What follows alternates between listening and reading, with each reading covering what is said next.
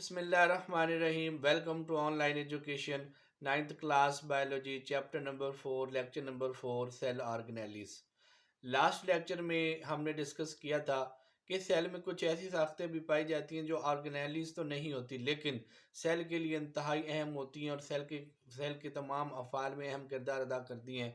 उनमें cell wall, cell membrane, cytoplasm और cytoskeleton शामिल था। आज के इस लेक्चर में हम देखेंगे सेल की कौन सी डिफरेंट ऑर्गेनेलिज होती हैं, ये क्या अहम काम सर अंजाम देती हैं, इनके स्ट्रक्चर्स क्या हैं, ये यूकैरियोट्स में पाई जाती हैं, प्रोकैरियोट्स में पाई जाती हैं या दोनों में मौजूद होती हैं, ये सिंगल मेम्ब्रेन बाउंडेड होती हैं या डबल मेम्ब्रेन बाउंडेड होती हैं। ये सब हम डिस्कस करेंगे आज के इस लेक्चर में।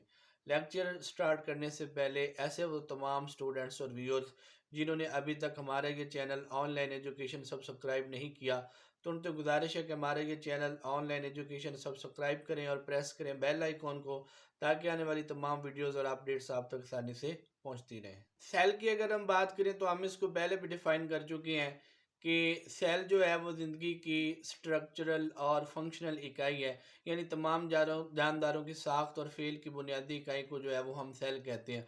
और एक सेल जो है वो बहुत सारी ऑर्गेनेलीज के मिलने से बनता है और हर ऑर्गेनेली जो है वो अपना अपना फेल सर अंजाम देती है। बहुत सारी एग्जांपल्स भी हमने डिस्कस की थी, जिसमें न्यूक्लियस है, राइबोसोम्स हैं, गोल्गी ऑपरेटर्स है, माइटोकॉन्ड्रिया है, क्लोरोप्लास्ट है, वैक्यूल्स हैं, वगैरह वगैरह। ये सारी की सारी जो है वो सेल ऑर्गेनेलीज हैं।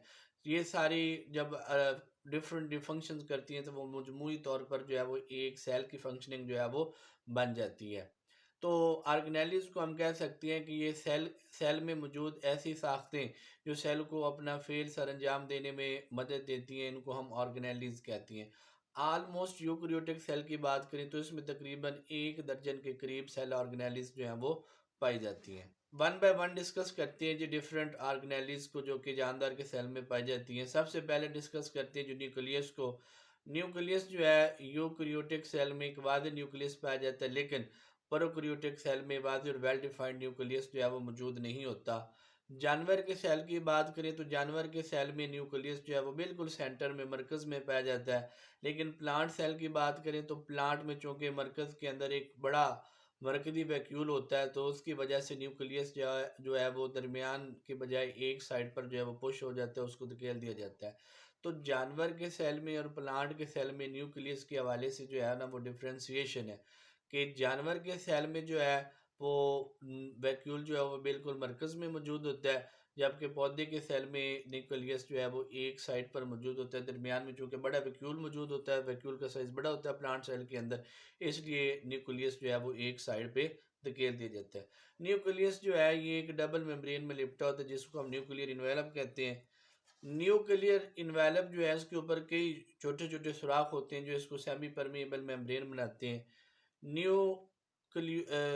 न्यूक्लियर इन्वेलप के अंदर जो है वो दानेदार माया न्यूक्लियोप्लाज्म होता है, जिसमें एक या दो न्यूक्लियोलस हो सकते हैं और उसमें क्रोमोसोम्स पाए जाते हैं। न्यूक्लियोलस की बात करें तो न्यूक्लियोलस जो है ये एक गहरे रंग का इलाका है और यहाँ पर राइबोसोम्स का आरएनए यानी राइबोसोमल आरएनए और राइबोसोम्स जो है वो उसको तैयार किया जाता है। क्रोमोसोम्स जो हैं ये सिर्फ और सिर्फ सेल डिवीजन के दौरान ही नज़र आते हैं। इंटरफेस के दौरान यानी जब सेल तकसीम नहीं हो रहा होता तो क्रोमोसोम्स इंतहाई बारीक दागों की शक्ल पर मुश्तमिल होते हैं, जिसे हम क्रोमैटिन कहते हैं। यूकैरियोटिक सेल के अंदर जो क्रोमोसोम्स हैं ये डीएनए और प्रोटीन पर मुश्तमिल होते हैं। ये न्यूक्लियस का स्ट्रक्चर दिखाया गया है जी। राइट साइड पे आप देखें तो ये न्यूक्लियोप्लाज्म है, टॉप साइड पे देखिए न्यूक्लियर इन्वेलप है, न्यूक्लियोलस है, इसके बाद क्रोमोसोम्स दिखाए गए हैं, क्रोमैटिन है, न्यूक्लियर पोर्स हैं जी। प्रोकैरियोटिक सेल जो है इसमें वाद न्यूक्लियस नहीं होता, जबकि यूकैरियोटिक सेल की बात करें तो उसमें वाद न्यूक्लियस होता है।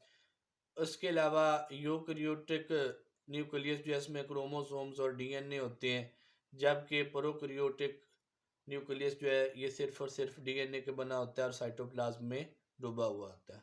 दूसरी जो सेल ऑर्गेनेली हमारे पास है दैट इज राइबोसोम्स। राइबोसोम्स जो है ये छोटी छोटी दानेदार साख्तें हैं जो कि या तो साइटोप्लाज्म में आधा दाना तैरती फिरती हैं या फिर एंडोप्लाज्मिक रेटिकुलम के साथ जो है ना वो जुड़ी हुई होती हैं। ये इनके गिर्द मेम्ब्रेन नहीं होती, इसलिए ये यूकैरियोटिक सेल के साथ साथ जो है वो प्रोकैरियोटिक सेल्स में भी पाई जाती हैं। राइबोसोम्स जो है ये प्रोटीन और राइबोसोमल आरएनए की तकरीबन बराबर मिकदार से मिलकर जो है वो बनता है, लेकिन यूकैरियोटिक का राइबोसोम जो है ये प्रोकैरियोटिक के राइबोसोम से जो है वो साइज में ज़्यादा बड़ा होता है। राइबोसोम्स के फंक्शंस की बात करें तो ये वो जगहें हैं सेल के अंदर जहाँ पर प्रोटीन्स को तैयार किया जाता है, इन्हें प्रोटीन्स की फैक्ट्रियाँ कहते हैं। प्रोटीन की तैयारी जो है ये सेल के लिए बहुत अहम होती है, इसीलिए तमाम सेल्स में राइबोसोम्स जो हैं वो बहुत ज़्यादा तादाद में पाए जाते हैं। जिस वक्त कोई राइबोसोम प्रोटीन की तैयारी में मसरूफ़ नहीं होता, उस वक्त राइबोसोम जो है ये अपने दो सब यूनिट्स में तकसीम हो जाता है, लार्जर सब यूनिट और स्मॉलर सब यूनिट। जैसा कि ये पिक्चर में दिखाया गया, आप देख सकते हैं कि राइबोसोम जो है वो दो सब यूनिट्स में तकसीम हो चुका है, लार्जर सब यूनिट्स के अंदर और स्मॉलर सब यूनिट के अंदर। नेक्स्ट हमारे पास जो सेल ऑर्गेनेली है वो माइटोकॉन्ड्रिया है। माइटोकॉन्ड्रिया या फिर वाहिद माइटोकॉन्ड्रियन भी जिसको हम कहते हैं, ये डबल मेम्ब्रेन में लिपटी हुई ऑर्गेनेलीज हैं और ये सिर्फ और सिर्फ यूकैरियोटिक सेल में पाई जाती हैं, प्रोकैरियोटिक सेल में ये मौजूद नहीं होती। और ये एरोबिक रेस्पिरेशन के मुकाम आते यानी तवानाई पैदा करने के बड़े मराकज हैं। यानी ये सेल के अंदर वो जगह है जहाँ पर सेलुलर रेस्पिरेशन का अमल होता है और ग्लूकोज को तोड़कर जो है उसमें से एनर्जी हासिल की जाती है ताकि सेल अपनी तमाम एक्टिविटीज़ को जो है वो परफॉर्म कर सके। यानी सेलुलर रेस्पिरेशन का अमल जो है वो ये माइटोकॉन्ड्रिया सेल ऑर्गेनेली के अंदर जो है वो होता है। माइटोकॉन्ड्रिया के स्ट्रक्चर की बात करें तो बैरूनी मेम्ब्रेन जो है वो इसकी हमवार होती है, लेकिन जो अंदरूनी मेम्ब्रेन है वो अंदर की जानिब फोल्ड होकर माइटोकॉन्ड्रिया के मैट्रिक्स में बहुत सारी तह बना देती है, जिसको हम क्रिस्टी या फिर वाहिद क्रिस्टा कहते हैं। इन तह बनाने से क्या होता है कि अंदरूनी मेम्ब्रेन्स का सतही रकबा जो है वो बढ़ जाता है, जिससे रेस्पिरेशन का अमल जो है, रेस्पिरेशन का जो रिएक्शन है उसको ज़्यादा जगह जो है वो अवेलेबल होती है और वो आसानी के साथ रिएक्शंस को कैरी आउट कर देता है, जिसमें सेलुलर रेस्पिरेशन के नतीजे में जो है वो हम ग्लूकोज से एनर्जी हासिल कर लेते हैं। माइटोकॉन्ड्रिया के पास अपने राइबोसोम्स और डीएनए होते हैं और ये जो राइबोसोम्स हैं वो यूकैरियोटिक राइबोसोम्स की बजाय प्रोकैरियोटिक राइबोसोम्स के साथ जो है वो ज़्यादा मुशाबत रखते हैं। की पिक्चर की अगर हम बात करें तो ये जो है वो माइटोकॉन्ड्रिया दिखाया गया है, इसमें इनर मेम्ब्रेन है, आउटर मेम्ब्रेन है, ये क्रिस्टी है, अंदर की जानब जो तह बनी हुई हैं। हमारे इस चैनल ऑनलाइन एजुकेशन को सब्सक्राइब करें, लाइक कमेंट और शेयर करें, प्रेस करें बेल आइकॉन को, ताकि आने वाली तमाम वीडियोज़ और अपडेट्स आप तक आसानी से पहुंचती रहें। शुक्रिया।